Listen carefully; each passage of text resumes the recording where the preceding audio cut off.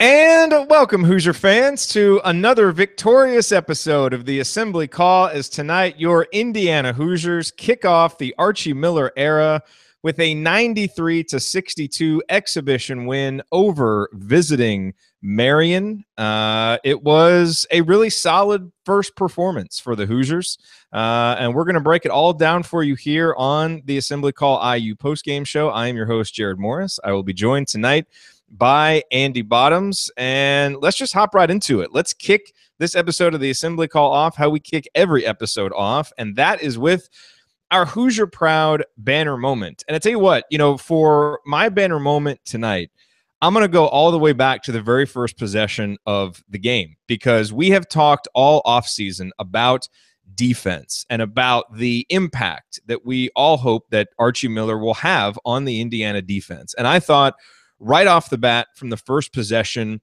we saw it. That very first possession, it was extremely solid defense. Indiana didn't allow any penetration, which is what the pack line defense is supposed to prevent. They forced Marian to go deep into the shot clock. A Marian guy did try to drive into the lane. Some quick hands by Indiana, knocked the ball out. You saw Deron Davis dive on the floor. The ball ended up going out of bounds. There were only 3 seconds left in the shot clock, and so Marian gets the ball in, and Indiana forces an air ball. It was really just about the most auspicious defensive beginning that you could have for Indiana. And I know, Marian is not a great team and they don't have the athletes to challenge Indiana and all of that. But just the attention to detail and guys being in the right position and guys helping each other out and Deron diving for the loose ball, it was just really great to see, right? And then the next possession, Indiana forces a steal. So right off the bat, Indiana's playing great defense. Now, we obviously have to note that as that first sequence before the TV timeout went on and Indiana got tired, you started to see some of the bad habits come in. And Marian actually led 13-8 tonight at that first TV timeout because they went on that 8-0 run right before it. And so you kind of start to think, well, wait a minute, is the defense really improved? Well, the rest of the game showed that those first few possessions were really more indicative of how Indiana would play defense than the last few in that sequence. And so, look, we know that the biggest turnaround that needs to happen for this program is to become consistent defensively. And I thought what we saw right out of the gate was exactly what we wanted to see from this team and this program. And that is tonight's banner moment. And our banner moment, as always, is brought to you by our friends at Hoosier Proud, an Indiana-based t-shirt and apparel company that is by Hoosiers for Hoosiers. And you may be wondering, why should I check out HoosierProud.com? And I will be happy to give you 3 reasons why you should check out HoosierProud.com. And number 1 is their designs. Hoosier Proud has officially licensed IU gear. That is new. So you can go there and find official IU gear. And they also have a bunch of really cool and interesting designs. In fact, like the one that I'm wearing under my little jacket today, my Indiana Bicentennial shirt, which I love. And they are the official provider of our Assembly Call logo t-shirt. So you can get those there as well. The number 2 reason is their philanthropy. Hoosier Proud donates a portion of the revenue from their t-shirt sales to specific Indiana-based charities. Go to their website to find out which charities. And the number 3 reason to visit HoosierProud.com is their generosity. Connor and the team at Hoosier Proud love what we do here at the Assembly Call, which is why they sponsor our show and give our listeners 15% off. All you have to do is use the promo code ASSEMBLY, ASSEMBLY at checkout, and you will get 15% off your entire order. That's promo code ASSEMBLY. Check them out at HoosierProud.com. All righty, well, it is time to move the ball, find the open man, and get some opening thoughts from the rest of our team, which tonight is one man, Andy Bottoms. And his Bottoms line is brought to us by IUtickets.shop, the URL to use when you want the best prices on IU basketball tickets. Mr. Bottoms, what is your Bottoms line from tonight's IU victory?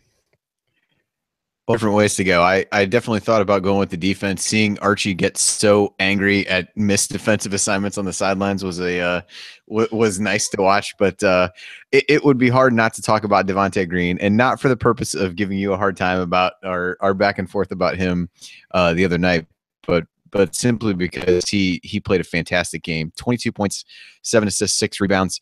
Did have a couple turnovers, but really played under control and did so many things well on both ends of the floor. It just was really, for the most part, seemed in control. There was a pull-up 3 from Seymour, I think that Archie didn't really quite appreciate. But other than that, I thought he did a really good job, played under control, did a great job of setting up teammates. And I think you start to see, again, as we've kind of talked about, he's the kind of guy that I think Archie likes, the kind of guy that he's had success with at Dayton. And again, going back to the, we're kind of beating this gold jersey thing into the ground, but one of the, kind of tenets of that whole idea was that you play how you practice. And for a guy who had been lauded for his play in practice, that showed up in the scrimmage and it showed up tonight. And I think there's a lot of validity to that approach. Now, what happens when Colin Hartman is healthy enough to play and whether he remains in the starting lineup is hard to say, but he's sure making he seems to be on the path to making a really tough decision not to put him in there. So we'll see how that plays out. But I thought a really, really strong all around game from him over the course of the game. Seemed to have, kind of boundless energy, even as the game got late and things were there. He was still out pressuring guys on the perimeter. And I think, a guy that, just seems like he'd be fun to play with. If you're one of the big guys, he set a lot of them up for some nice, easy baskets. And when IU was really settling for threes earlier, I thought he helped them get out of that to a certain extent by being a little bit more aggressive. And I think people followed his lead. Yeah, and in fairness to myself, what I said about Devontae was simply you don't have to defend yourself. It's fine. What I said was simply that we needed to see it from him, in a situation that wasn't, kind of a scrimmage, type situation, because we saw him succeed in that last year. And look, I mean, if he keeps playing like this, it's undeniable. He's got to be on the floor, and he played the most minutes for Indiana tonight. He played 30, and he was the catalyst. I mean, there's no question about it. And you are not going to be able to keep him off the floor if he keeps playing like this with consistency. And if he's ready to do that as a sophomore, then he's ready to obviously step into a bigger role. And we will see him do that, I'm sure.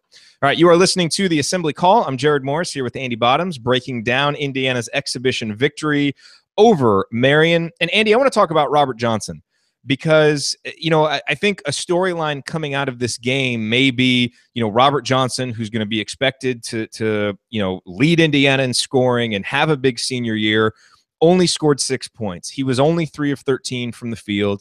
He was 0 of 5 from downtown. And I think you can look at that and be disappointed. And I think it's fair to be disappointed, because I don't think Indiana's going to win a lot of games against good teams this year when he only scores 6 points. But I actually thought that Robert played a pretty good game. And I think in this case, I don't think points were really the best metric to gauge his impact, because, he ended with 5 rebounds. He did have 4 assists. Very importantly, he played 26 minutes without turning it over. And Josh Newkirk joined him in that, playing 26 minutes without turning it over. So that's encouraging. And I thought in the first half early, Indiana's offense was really scuffling. Hard to remember when you put up 93 points, but they really were. And there were, I think, 4 straight possessions where Indiana took threes, pretty early in the possession, didn't really probe the defense, kind of lazy. And I thought Robert was one of the catalysts for Indiana starting to drive the ball more and really push the offense more and try and get inside the lane and do more things like that. Now, he got some good looks. They didn't fall. He's going to need to make those. But I just, for a guy who is being relied on so much today, I think, or this season, I think it would be very easy to look at the box score and think he had a bad game. And again, he's got to score more, but I didn't think he particularly played badly. I just thought he didn't really make shots that he would hopefully normally make. Do you agree? I think that's fair. I mean, you're probably going to the wrong person if you think that somebody's going to disagree with, hey, he still played okay even though he shot that way. But no, I would tend to agree. I think he got good shots. I didn't feel like he forced shots. And in that little stretch that you talked about, one of the threes they did make was a Juwan Morgan three that was off of a kick out from him, driving the ball a little bit. And I think, that was an example to me of, you're not going to get away from taking 3-pointers. It's a big part of the game, but I think it was how those were, kind of cultivated through what was happening on offense, that was a good example of, I think, how they want to be able to shoot those. And I think, perspective, I think that's probably the biggest thing that I take away, because I didn't think, we kind of wrote off some of his, he hit some shots in the scrimmage, but not a ton. I think that was written off in large part due to the, kind of the way those teams were constructed. So if there's anything that I walk away even a little bit concerned about, it's that, in the 2 times we've really watched him, hasn't shot the ball all that well. And you said you noticed something a little bit different with his shot, so you maybe are filling in as the resident, the on-call shot doctor with Ryan not here. But I think, I did think overall he did things well, and I don't really feel like he forced the action, and so I don't think the fact that he wasn't shooting the ball well had a negative impact on his game, and I think that part is positive. In the sense that IU's not going to survive a ton of 3 of 13 shooting nights from him over the course of the season. When you're playing better competition, you can certainly survive that in an exhibition game. You can certainly survive that in, the 8, lesser caliber non-conference games. You're probably not. So perhaps good. He's just getting it out of his system now. Yeah, and I mean, in terms of the shooting, I felt like it looked different. Someone on Twitter said he was kind of slingshotting it less, which I suppose is an accurate description of it. It's his guide hand, like it just looked like he was removing it a little bit quicker. So obviously we need Ryan on here to give us the official diagnosis, but it looked a little bit different. So I don't know if he maybe tried to change something in the offseason, and maybe he's working through some kinks. Obviously, he's going to need to shoot better. And, speaking of shooting better, Josh Newkirk was 3 for 4 from downtown. Curtis Jones was 2 for 4 from downtown, which was nice to see. And we will talk about those guys more coming up. But what I want to hit next, Andy, is another moment that I considered for the banner moment. And I have to tell you, I was so excited to see this. I wasn't excited to see the play, but I was excited to see the results of the play. And so this was in the second half. It was early. And Indiana, kind of sluggish to start the second half, really. And so Deron Davis commits this awful turnover. He's got the ball up past the three-point line, just makes this really lazy pass. Marian takes it, scores a wide-open bucket. I mean, it's the kind of turnover that we saw over and over, last year. I'm not familiar with what you're talking about. I don't know. Well, okay, but here's the thing here's the thing that we didn't see. All right, at the first dead ball, Deron got taken out of the game. So and it was so early in the second half. It's not like he was being removed because he was tired. He was being removed because he made a really bad turnover, and he sat the bench for 4 or 5 minutes. And when he came back in, he played much better. He had some really nice Deron Davis moments. Scored a bucket down low. Had a nice pass to find Curtis Jones for 3. Didn't turn the ball over, and it was so nice to see a consequence for a really bad play, and then a guy responding to sitting his butt on the bench. And this is something that we've all asked for a lot the past few seasons. We obviously didn't get it as much as we wanted to, or as much as we should have. So I just want to give a hat tip to Archie for pulling a guy after a bad turnover. And I mean, look, the first time out, I think Ken Bykoff tweeted that in last year's first exhibition, Indiana turned it over 18 times. And you expect some turnovers in your first time out, whether it's because of jitters or just getting used to each other. And seeing Indiana come out and only turn the ball over 10 times, and I think 6 of those were from freshmen, or 5 of those were from freshmen, Justin Smith and Clifton Moore, that's a really, really good sign. Again, the defense looked better. The turnovers immediately looked better. It's only 40 minutes against an exhibition opponent, but that's really encouraging to me. And again, the fact that there was actual accountability suggests that is something that will continue. Yeah, no, I just watching him on the sidelines get angry at stupid plays, quite honestly, was welcome, a welcome thing to see. And I think everybody knows this. Multiple people mentioned that on Twitter. And look, if you see guys respond to that, I think it's only going to continue to happen. And even at points late in the game when the game is completely out of reach, just to see some of that was a sight for sore eyes in some regards. So I think, I think that's working. And I think, quite honestly, you feel good about what they were able to accomplish defensively so far, even early. Again, it's an exhibition opponent and things like that, but I do think you saw a lot of good things there. And I think you'd be hard pressed to say that isn't the result of some of that same kind of, consequence and really being hard on guys, expecting a lot from them, as he did there. And the turnovers, showed that as well, as you mentioned. I mean, I think Justin Smith committed 3 within about a minute. I mean, and if you take that, obviously you can't take that minute away, but I mean, that's 7 turnovers for the game. And 2 of the others came in the last 5 minutes when you had, weird lineup combinations on. But for the balance of the game, when you had the guys that we're expecting to play the majority of the minutes, there weren't a lot of turnovers. There weren't a lot of silly plays. There was a lot more of guys trying to make the simple play, which I think is what's been preached. And, Deron had one that he didn't do what he needed to do. And like you said, I thought he responded well, because I thought he played, that was kind of his best stretch of the game, is when he came back in after that. Yep. No question about it.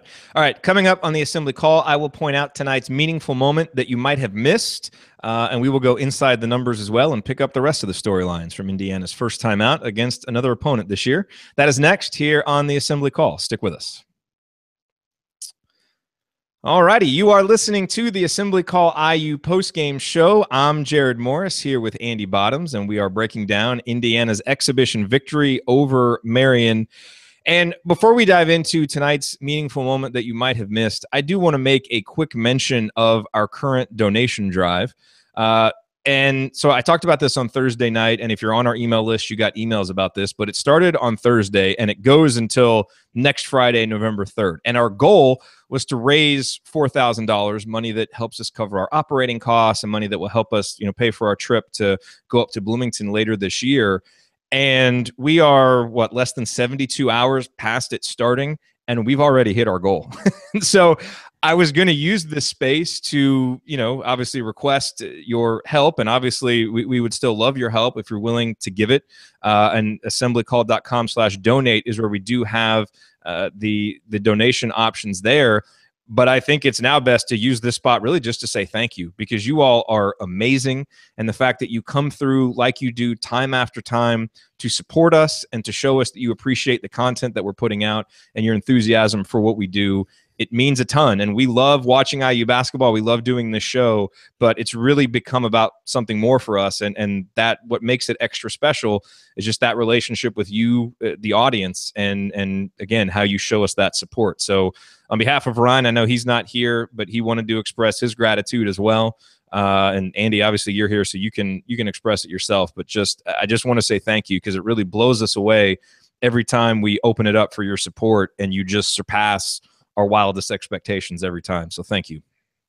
Yeah, I mean, as always, Jared probably said it better than I will, but truly, thank you. It's we try to kind of write back when we hear from people, and I know Jared probably doesn't pass along every single one that he gets, but a lot of cool stories and a lot of cool ways people have found the show and how they listen to it and where they listen to it have been really, really exciting for us to do, and kind of help understand a little bit of the reach that goes far beyond the three of us when this really got started. So appreciate your support. Certainly wouldn't be doing this for I don't even know what number season this is, but it's our seventh, I think, our seventh.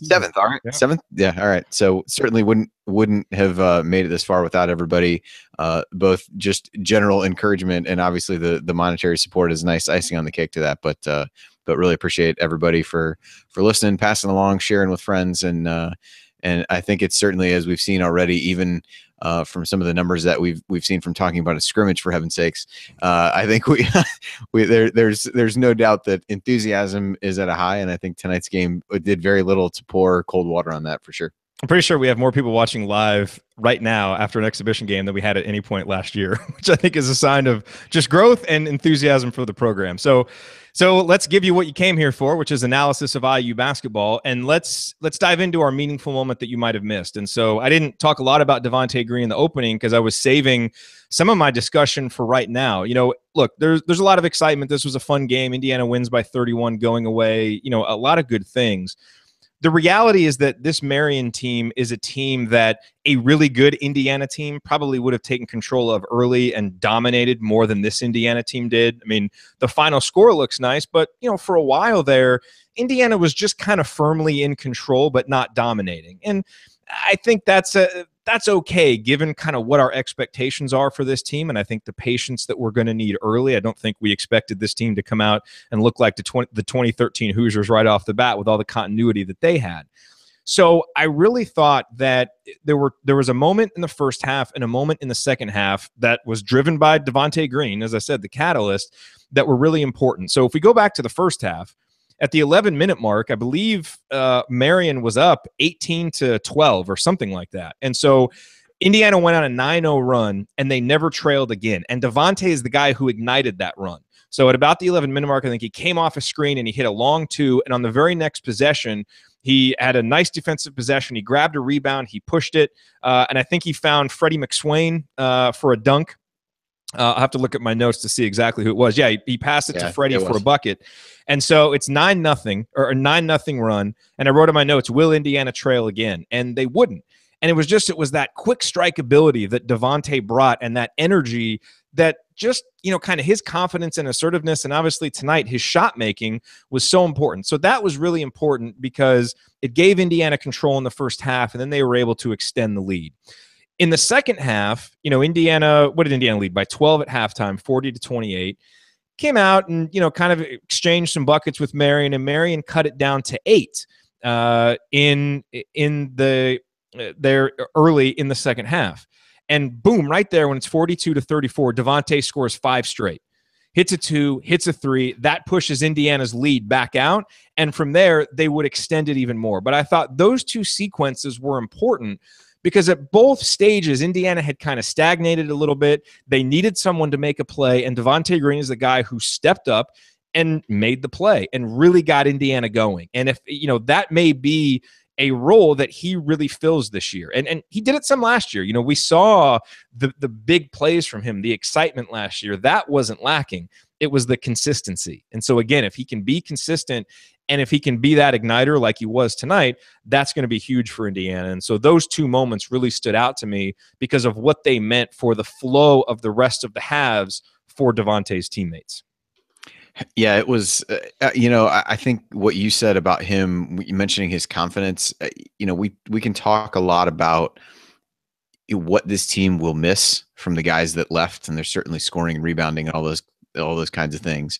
But the guys that left in large part were some of, I guess, the more confident on the team, who had confidence in themselves, who their teammates had confidence in, to get baskets at key times. And while we can kind of point to guys where, yeah, maybe this guy can score a few more points and this guy could grab a few extra rebounds, I think that's one area that this team is going to need to be able to have a guy who is confident and maybe even irrationally confident at sometimes. And I think he can really be that guy. But as you said, I mean, there were stretches where he just, took over the game, whether it was, there's another stretch here I'm looking at where he hit a 3. Then he made a layup. Then, Newkirk made a 3 that he assisted on. Then Deron Davis made a dunk that he assisted on. And it was, then Clifton Moore made a dunk that he assisted on. So, I mean, within that time, I mean, he accounted for, scoring or assisting on so many key baskets. And I think, him being confident rubs off on some of the other guys on the team. And the fact that he was able to score in different ways and be able to make threes, hit that, that mid-range jumper off of a curl, but could also get to the basket. Bielfeldt talked about how well he could finish with his right hand once he really got going downhill. That opened up so many things for other guys. And I think for as well as Josh Newkirk played toward the end of the season last year, and as well as he played in large stretches tonight, I don't know that you ever felt that confidence that you said. I just keep going back to that from him. I think he was playing well and happy to be playing well, but I don't, they're just kind of a little bit of something different that maybe you can't quite put your finger on. And what I really liked, another thing that Bielfeldt said during the game was, those guys kind of, high-fiving on the way back and really playing well together. And I think that's another good sign when you think about that for the team. That was, if I was thinking of a moment that may have gone a little bit unnoticed, that was, him kind of mentioning that. You never got the feeling last year that these guys really enjoyed playing with each other all that much. And here you've got 2 guys who are essentially competing for the same role. Newkirk, who everybody thinks is kind of the incumbent point guard, and Devontae maybe taking that, and to see them, really enjoying each other's success and for tonight playing well together a lot, hopefully speaks, quite a bit to the chemistry on this team, and maybe some of the, those intangible things become a little bit more important than some of the raw numbers that they lost. Yeah, no question about it. Another moment that really stood out to me, this happened actually later in the game, and it was Curtis Jones. And so Indiana's up 31. There's like 2 minutes left, and he's out there just busting his rump, playing defense, trying to deny a pass 35 feet from the basket. And he got called for a foul, I think. But just seeing him, and I thought it was indicative of a new Curtis Jones that we saw out there tonight. A guy who, look, we saw the potential in the Kansas game last year, and then we waited the rest of the year for Kansas Curtis Jones to come back, and he just never seemed to get comfortable. It never really seemed like he knew what his role was. His shot was off. He had no confidence.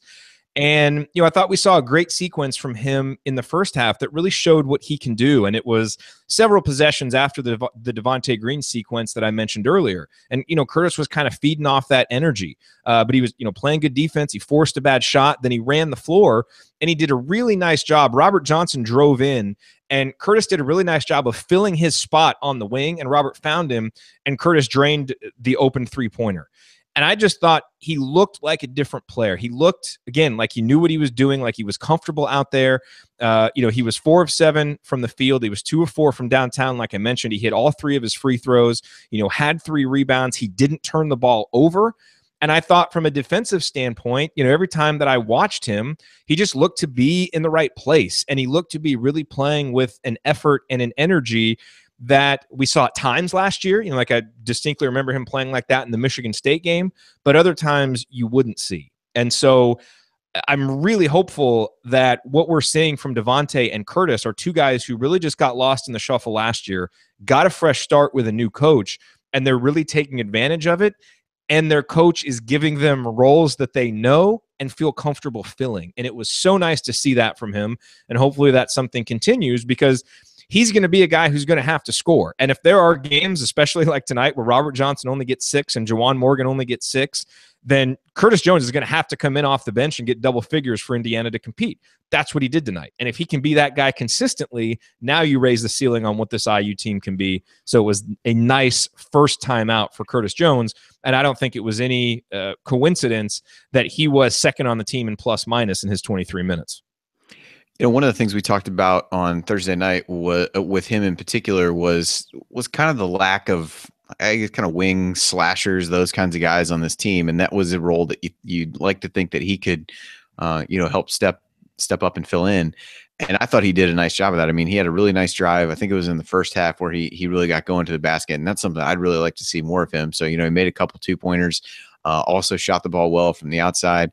But I mean, I would agree with what you said, just the effort. But I think he just showed a better all-around game for one night than what we saw last year. And I think this, it's kind of, there's a lot of things you can kind of throw away from these exhibition games, and probably a lot of things you can overreact to as well. But at the very least, no matter what, we have 60 minutes of a post-game show, Phil. Absolutely. Yeah. I mean, this is all valuable content. Nobody should turn this off, obviously. But, but I think what it gives us is at least a baseline for these guys. And then you can start to see and build off of it from there. And so I thought it was a really good first performance from tonight, much like Devontae built off of a pretty good performance in the scrimmage. And so, for him, I thought being able to see him score in different ways was really important and something they're going to need for him to do, because, again, if you start thinking about when the team really turned it on offensively tonight, it was when they started attacking the baskets more. And he's a guy that's got good length and can really finish, should be able to finish with that length around the basket. And so if he can get to, balancing his game out a little bit differently than at least how I felt he did last year, then I think that's a good thing for him. And tonight was a good first step there. Let's go inside the numbers here real quick, Andy. And I'm curious what numbers jump out to you. I know looking at the box score, some of the things that we have talked about as things that we wanted to see, for example, Josh Newkirk, what would his free throw rate be? And because, Archie Miller has always been a guy that his guards, especially his lead guards, have had really good free throw rates. Well, tonight, Josh Newkirk on 5 field goals ends up taking 6 free throws. And, Josh didn't, again, create for a lot of other guys. He only had 1 assist, but was extremely efficient as a scorer tonight. And that's really key, especially if Devontae Green is going to take over more of those lead guard responsibilities. Then Josh Newkirk needs to be a scorer. And, we saw him do that tonight. And I think being able to get 6 free throws on only 5 field goal attempts was really nice to see. The other thing that stood out to me, Deron Davis, and we probably need to dive into him a little bit more later, but we saw him continue to get offense on putbacks. He was really adept at this last year. His first 4 points tonight came on offensive rebound putbacks. And then, he only played 19 minutes. And I think, and some of that, again, was because he got taken out because of the turnover. So I think this probably would have been a game where he played 22, 23 minutes, but only 1 personal foul. And, Marian does not, I don't think they had anybody over 6'7". So this is not a game where he was going to really be challenged down low. But again, you're looking for, reversals of bad trends from last year. And so him only having 1 personal foul in 19 minutes, I thought was something nice to see. What else jumped out to you on the stat sheet in a game like this where, again, like we said, you can't take a lot seriously, but was there anything that you do see that is important?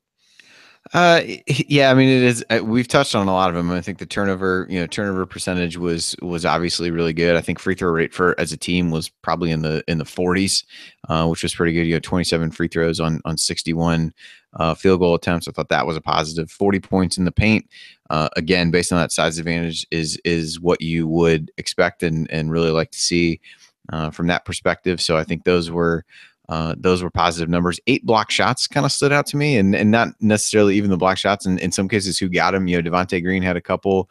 Curtis Jones had one. By the way, that Clifton Moore block shot where he recovered from out of nowhere to block the shot was pretty tantalizing.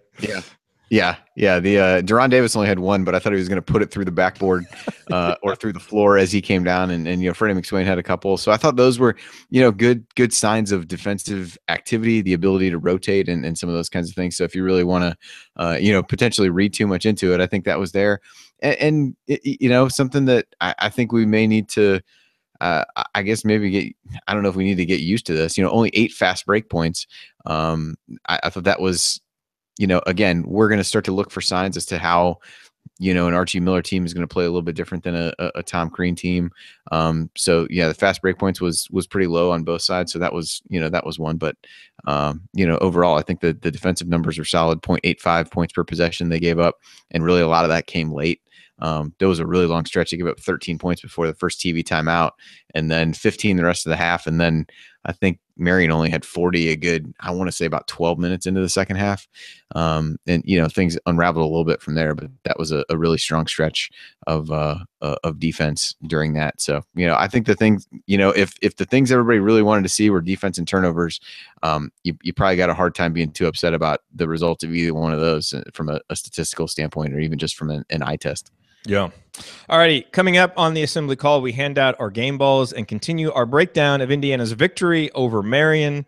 That is next here on the assembly call. Stick with us. You are listening to the Assembly Call IU postgame show. Catch us live immediately following every IU basketball game and every Thursday night at our website, assemblycall.com. I'm Jared Morris, here with the great Andy Bottoms, breaking down Indiana's exhibition victory over Marian. Andy, look, these exhibition games are also kind of for us to work out the kinks.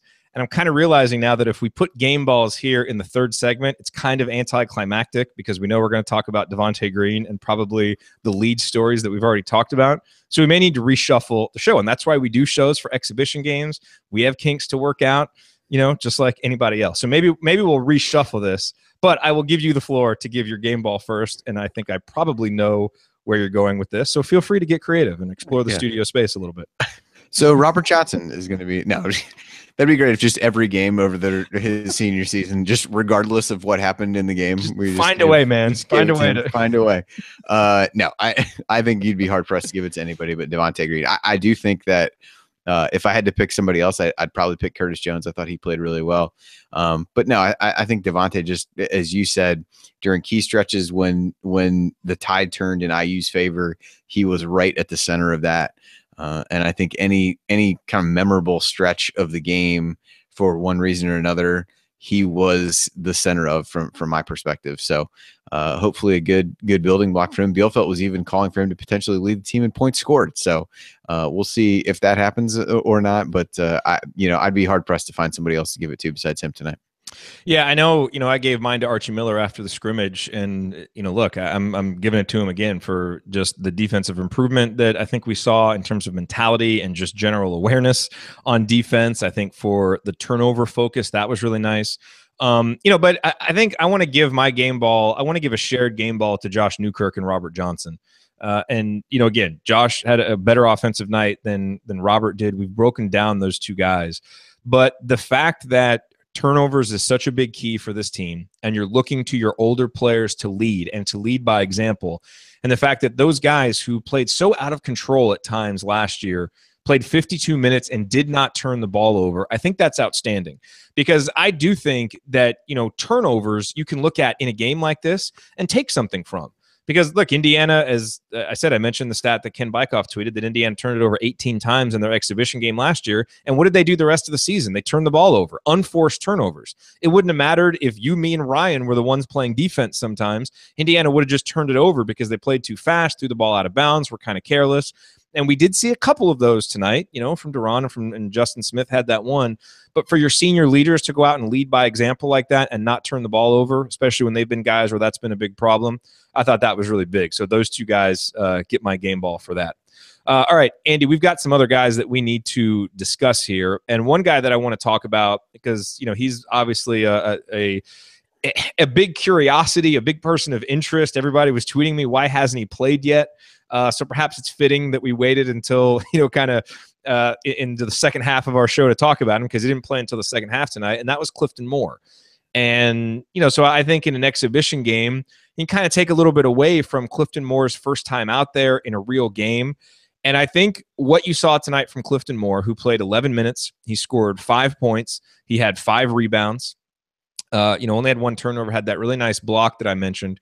I think you saw a lot of the kind of the good and the bad from Clifton Moore, and you saw a lot of the reason why he's so tantalizing, and also some of the reason why you need to be patient with him. I thought offensively, he showed some really nice instincts, getting a couple of offensive rebounds.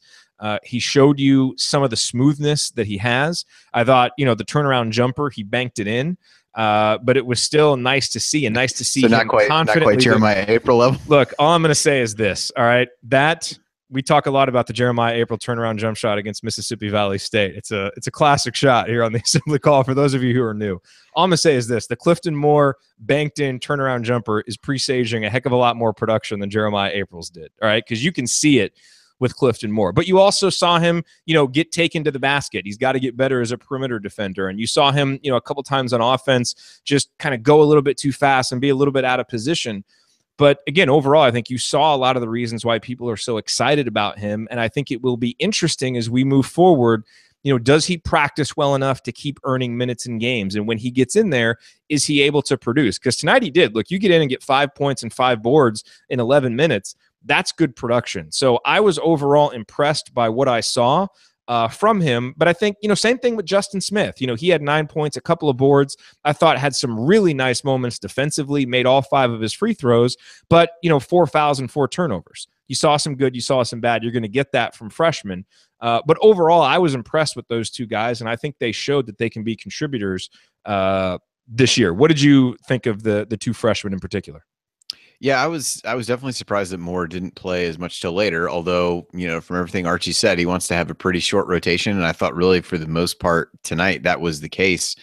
Certainly Hartman and Al Durham being out played some factor in that. Obviously Hartman more than the other, but I thought Clifton played pretty well once he got in.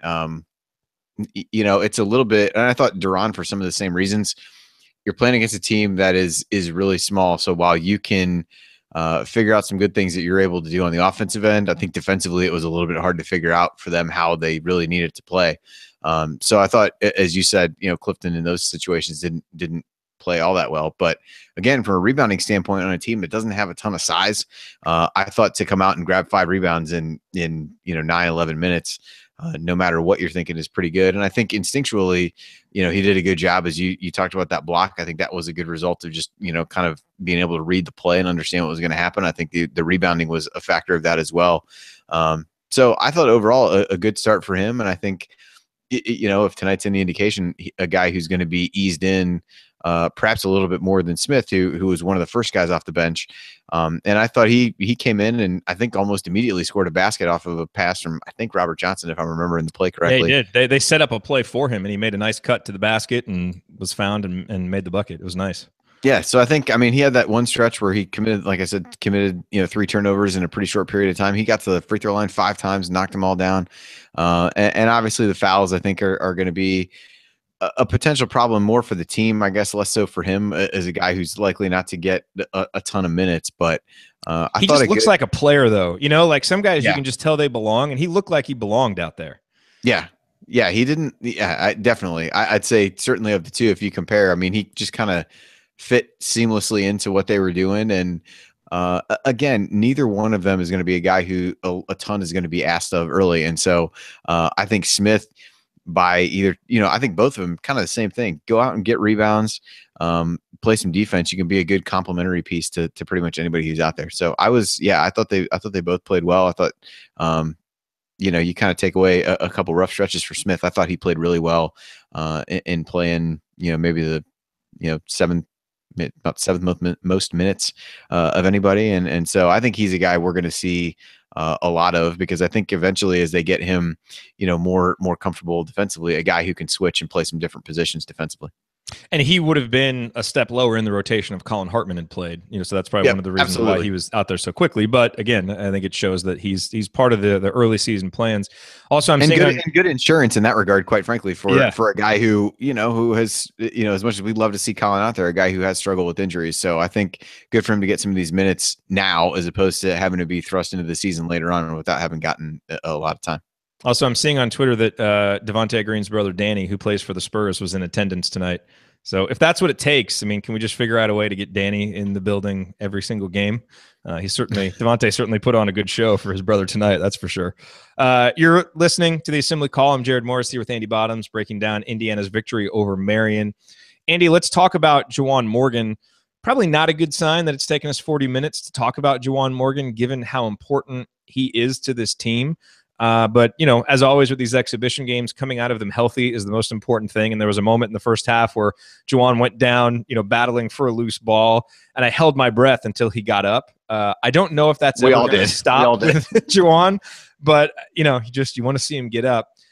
He's a guy that, when Archie Miller talked about responsibility for production, he was talking specifically about Juwan Morgan. And tonight wasn't really a night where Juwan produced. He only played 17 minutes. He had 6 points. He had 4 boards, a couple of assists. I thought, as he did in the scrimmage, tonight he really came out shot hunting. And it's like he was really determined to get out there and shoot some threes. And whether he's trying to prove it to himself or the coaches or somebody, he really looks for his shot early in these games out there. And look, I thought early it looked confident. He took 3 pretty quick shots. He missed one, he made one, he missed one. And the last one, was probably the most egregious of the 3 in terms of shot selection.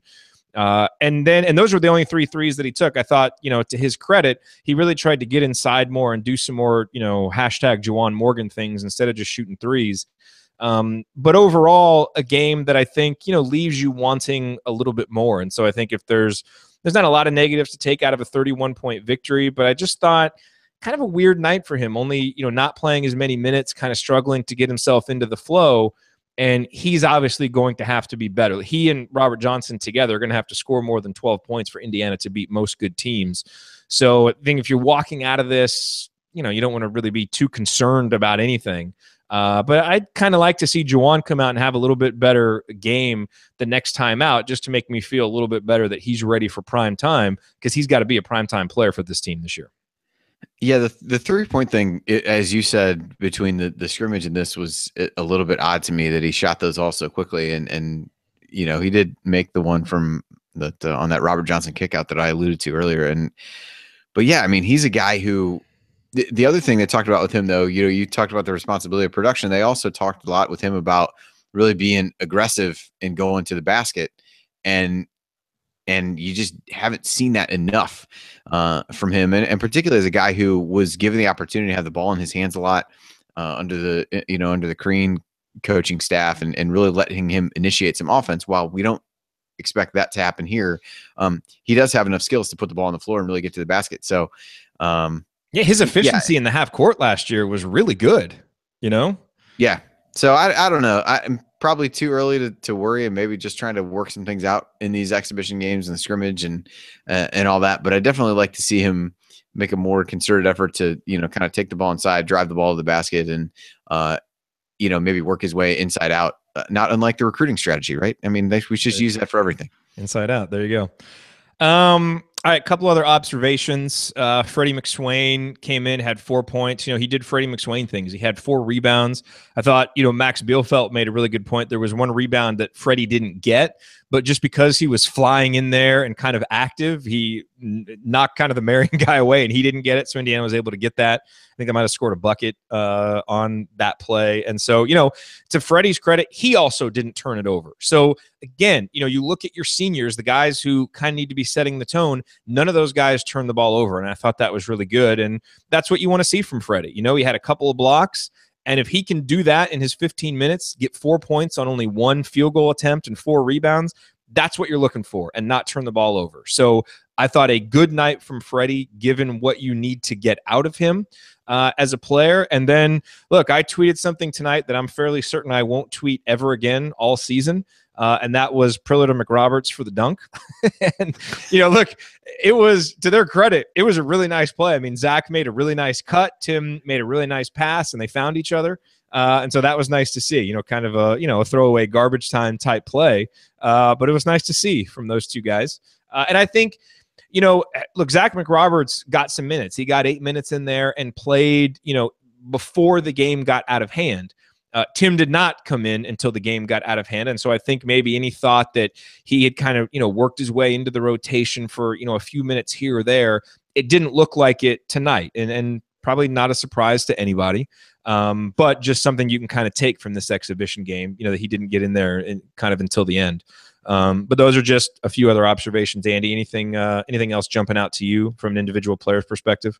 No, I mean, Freddie, if he comes out and plays, I don't know how many nights he's going to play 15 minutes, but if he gives you 4 points, 4 rebounds, 2 blocks, and no turnovers, I'll sign up for that on pretty much any game. So I thought he just did exactly what, as you start thinking about role he could fill, he did exactly what you'd expect.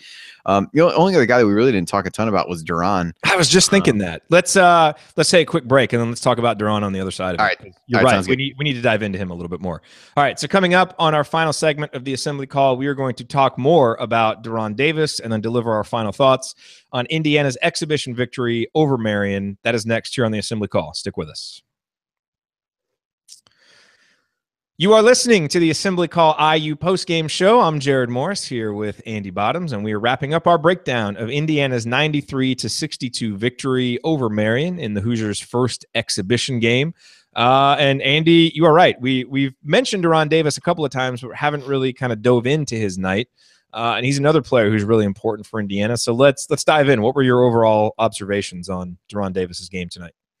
I thought it was a little shaky at the beginning, but I thought settled in particular, the stretch you mentioned earlier after he got taken out for that, for the turnover. I thought he played really well coming back in from that. And again, showed that knack for those putbacks, was 5 of 7 from the field. You'd like to see him get to the free throw line.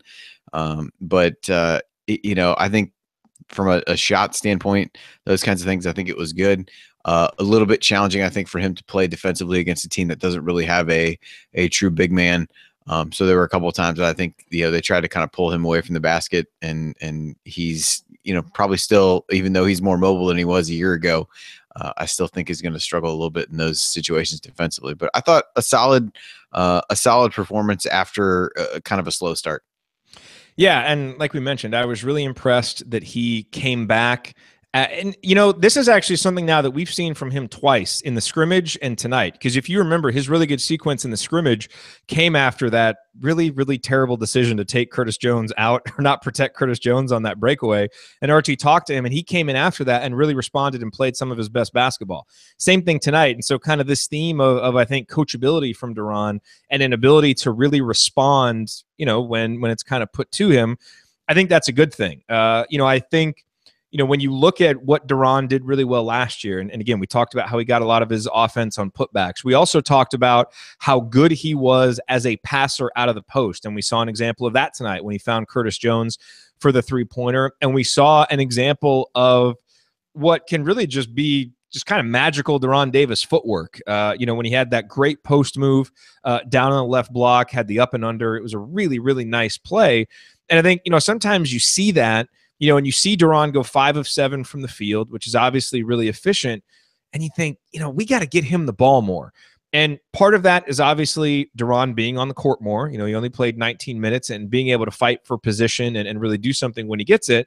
But it's also his teammates being able to get him the ball. And I thought we saw, Indiana struggle a little bit to get him the ball, make good post entries. I thought, Newkirk had one in particular. Devontae had a couple, but that's going to be the other thing is, can Indiana get him the ball? Because that's been something that obviously hasn't been great for the program. But, I think, Duran with 10 points, 4 rebounds, did have a couple of offensive rebounds. And again, I thought only the one personal foul was a good thing. So tough to gauge too much because, as you said, Marian didn't have a lot to challenge him. But I continue to be impressed by his ability to respond to challenges inside of a game and come back and play really well. I thought that was really nice to see. So some positives to take from this game. Although I have to admit, this is a game I was kind of hoping he would dominate a little bit more, given the lack of what Marian had inside. But, again, you don't want to quibble too much because it is just kind of an exhibition environment. All right, so the Hoosiers win 93-62. Did we mention that Marian only had 0.85 points per possession? Because I think that's another number that's really good, and also that Indiana forced 16 turnovers and scored 20 points off those turnovers, all which are good numbers. What else, Andy? Anything else? I guess the one thing I'm curious to ask you about from a defensive perspective. What did you think of, kind of seeing the new defense out there? Because, we saw one of the things that we didn't see was a lot of Marian guys driving by Hoosiers. And again, obviously they're not as athletic as Indiana's players, so you wouldn't expect them to do that. But you didn't see as many of the just egregious breakdowns where you're slapping your head like, okay, they just got another wide open layup. How did that happen?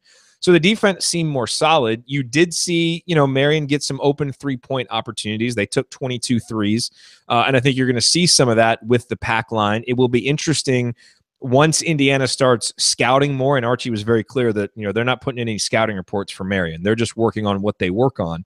And, the pack line is designed to, really, contain the dribblers a little bit more, not make it as easy for guys to just dribble in.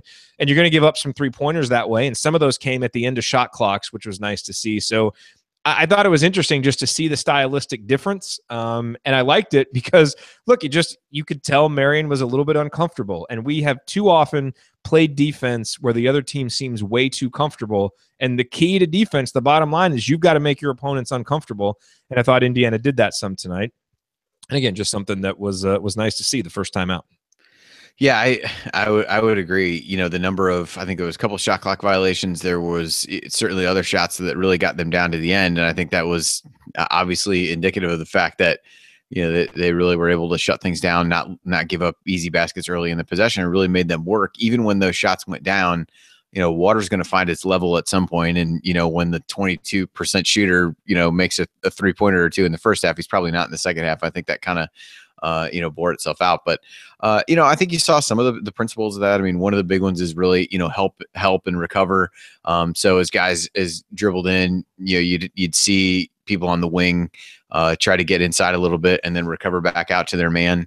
I thought that was good. I thought some of the ball screen defense, it was definitely a more clear approach to what they were trying to do in terms of, really, really walling them off and hedging those screens. So I thought a couple of the guys did a really nice job with that. So I think you just saw some, I thought you saw some good kind of building blocks of what you're going to see. And I think there are certainly rotations and issues like that at some points where they fell back into old habits, but those seem to get fewer and fewer as the game went along, and in the same way that we'll expect those to get fewer and fewer as the season went along. So I thought that was positive. Also, no possessions where they switched between man and zone. So that's a win. Feels good. And you didn't have to dust off if you're just going to let them drive by you tweet, which in previous years, Twitter has not allowed you to post repeatedly because it says you've already tweeted it. So dude, that is the worst, man. That is the worst.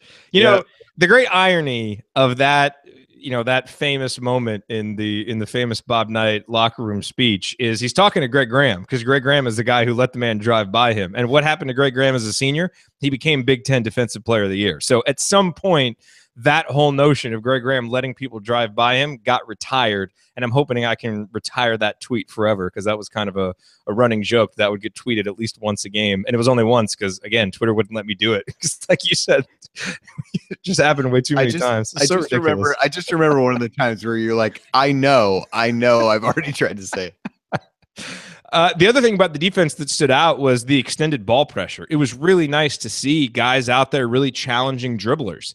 Again, it's all part of making the offense uncomfortable. And, you see Devontae Green doing it, and Curtis Jones and Josh Newkirk and Robert Johnson. It's nice to see that. And that's not something that we have always seen. You're listening to the Assembly Call. I am Jared Morris here with Andy Bottoms.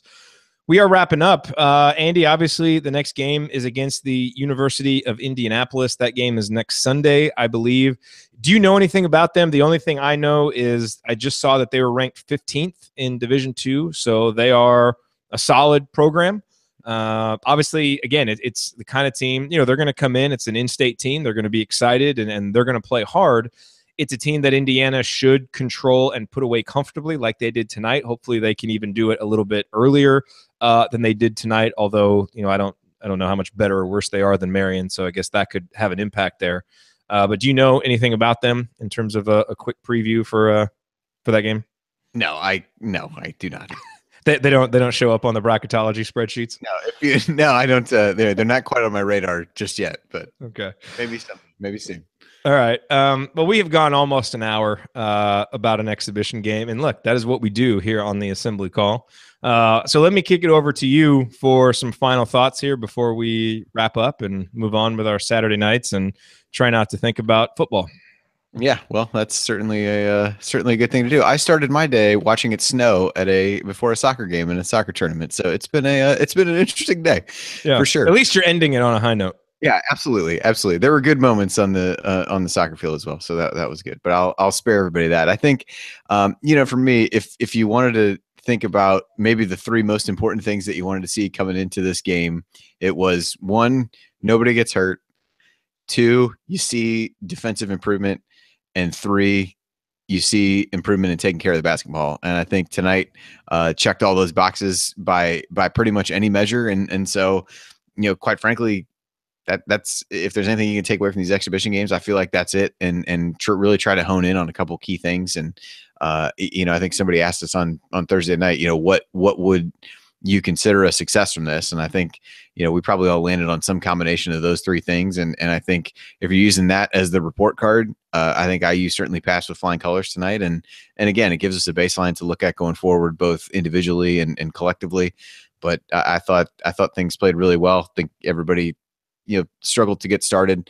Again, for as much as, Hoosier hysteria was, we kind of used the same comments about that.